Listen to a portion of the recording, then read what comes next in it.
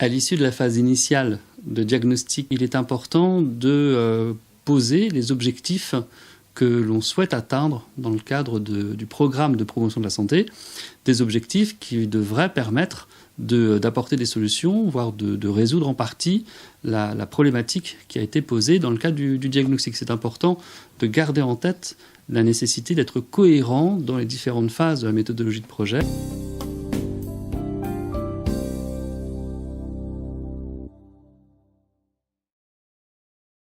Nous allons définir, dans le cadre de cette méthodologie de projet, 3 niveaux différents d'objectifs. Ça permet de définir un objectif général et différents niveaux d'objectifs à atteindre qui vont permettre conjointement d'atteindre le niveau d'objectif final attendu.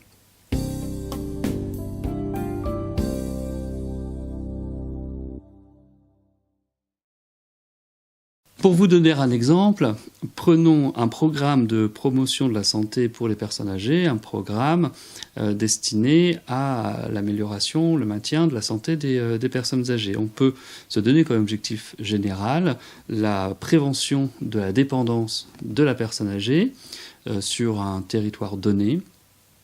Cet objectif général sera atteint en intervenant sur 3 objectifs spécifiques qui vont concerner la personne âgée elle-même, avec un renforcement de ses connaissances.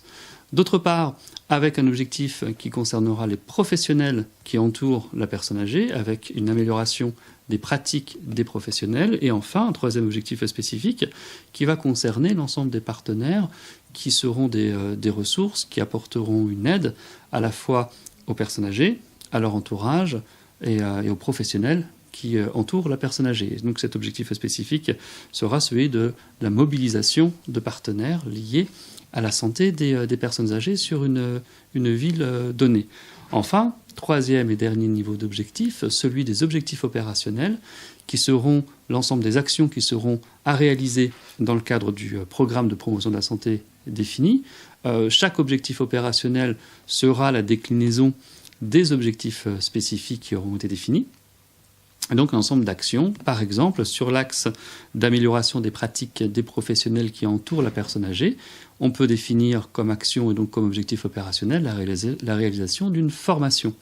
On peut définir pour le renforcement des connaissances des personnes âgées un objectif opérationnel qui consiste en la réalisation d'ateliers, de groupes destinés spécifiquement aux personnes âgées, etc.